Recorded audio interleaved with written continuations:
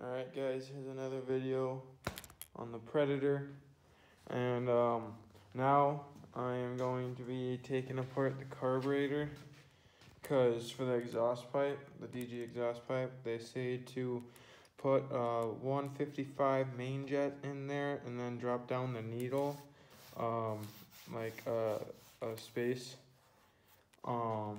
I can show you guys what I mean once I get it apart and stuff. I gotta take the top of it apart. I'm getting a new one of these anyway, so I'll just take that off, leave that off. Got a bunch more parts coming for this thing, so you'll see a video about that coming up here. And then just gonna take this apart, see what jet's in there, and then move that needle. That's probably what's kind of making it like not idle. I mean, it'll idle for a little bit, like a couple seconds, but like after like 30 seconds it'll just shut off. So that definitely needs to be tuned. The main jet's for wide open throttle, and I don't think I've been wide open with it yet, just because of the fact I'm still trying to get hours on it for the top end. But definitely gonna want to get that the proper jet, and then drop down that the needle and get that adjusted right. So I'm gonna take that apart now, and then kind of try and show you guys what's going on. Okay, so I got the carburetor air duct off, and then the carburetor off the intake boot. The reason I'm getting a new carburetor air duct is because mine was all messed up at the bottom, and now it's not sealing right.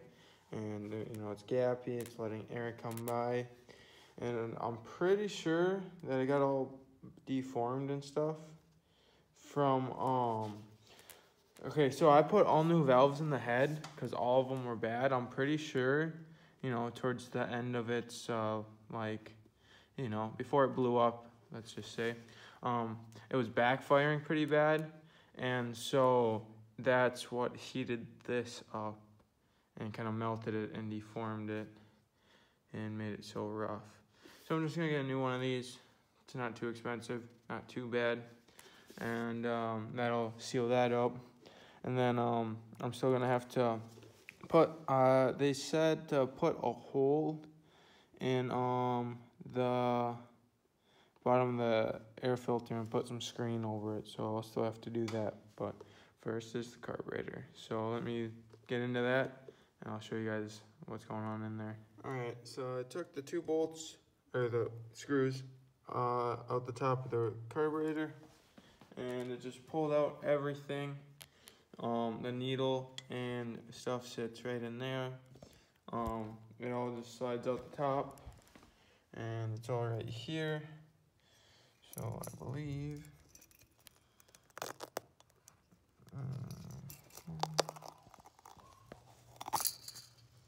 yeah. So there's a spring in there. That is. You gotta be really careful not to rip the boot. There we go. Okay, so there's the top of it. You got the spring and stuff.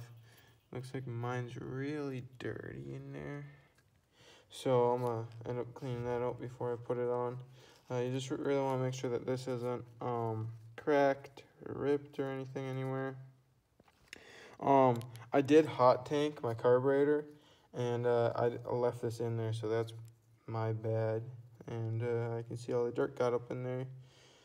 But I think you can just take that out of there with like a needle nose and kind of grab it. So here, let me try and do that real quick. Let's have to set you guys down. Let's see.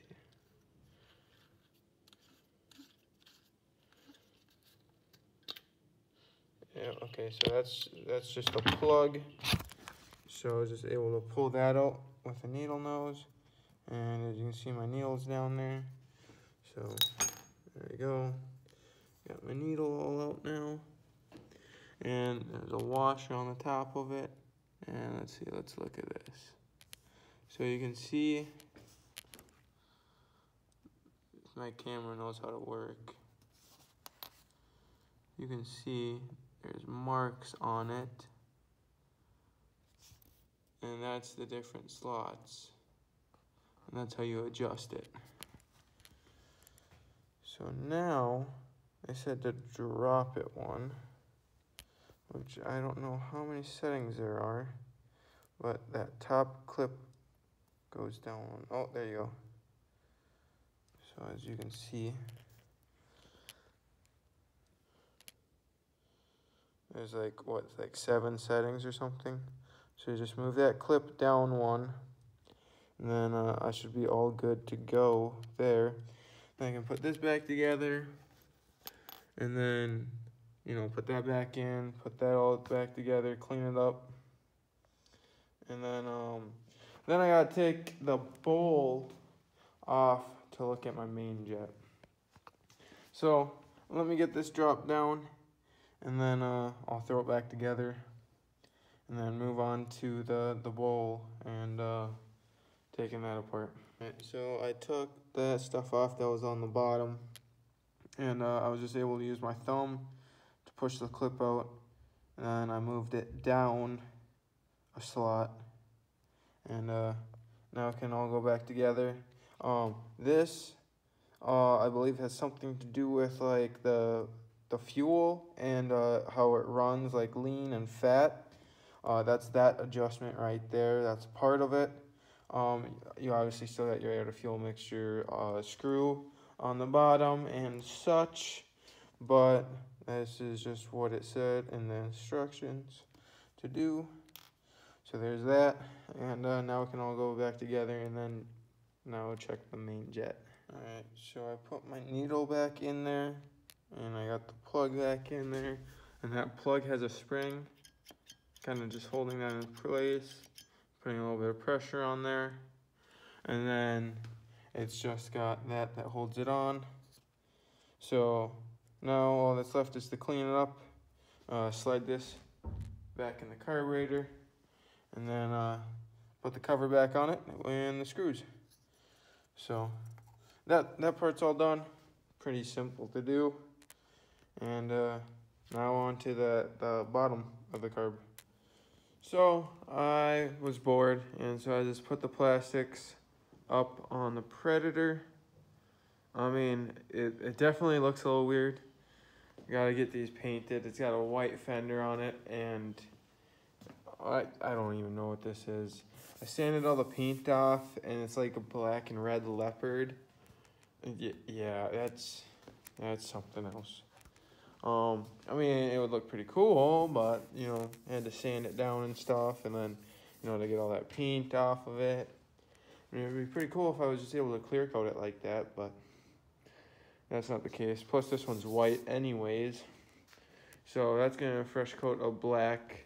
I believe it's like bumper and trim paint or something like that I got. Here's the hood. Oh, that piece fell. But. Okay, so this one, what is this even for? Some throttle wire. You zip tie it to there or something. Right over here. That throttle one sticks out a little bit. But, okay. So that'll fit up like that, sort of. The piece fell off. I gotta super glue that piece back on because that stuff didn't hold. Well, okay, there's the hood on there, because the hood did the same stuff too, and then, you know, I just kind of got lazy and just did a little scuff over that, tried to get all the rock chips out of there. The hood was actually rock chipped really bad, but, so there's that. I mean, it would be cool if I could kind of like, I don't know, maybe get a paint that would match the original orange, so the seat and the shocks, but I was just gonna paint it this orange, but now I don't know. I'm not too sure. I think I'm just gonna do the orange of the frame, just because that's the only orange that I have, and then the rest of the plastic's black. And then once I clean these up, I don't know. I kind of want to see how scratched up they are and stuff, but I might just paint those black because I'm doing the side trim pieces too that go right here. So I might just do all of it black, And then the gas tank, you know, obviously just leave that the way it is. And I think that it would look pretty good.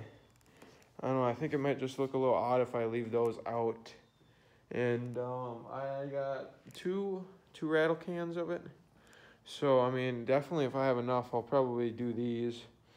I just gotta clean up and see how they look, but I don't know, it's looking pretty good. And then, so back here on the rear fender, the tabs were broken for the mount. And so I got those, they're lining up now. I was gonna suck these in just a little bit more if I can, with the holes and try and push them in so that it's not like trying to push them out at all and putting like tension on them, and then drill the holes and paint it so that they're fitting all nice. But I mean, everything's like lining up pretty good except for up here where I don't even know if it's supposed to be a bracket or what that goes in there and holds it. I don't know what that screw does, but like mine's all broken in there and such. I don't know what holds it down, but this just wants to stick up and not, you know, I'm assuming it's supposed to kind of like sit down like that or something. But I don't know what all these marks are for and such. So I gotta try and find what a front fender is supposed to look like and see if there's a bracket right there or whatever. But there's just a little update.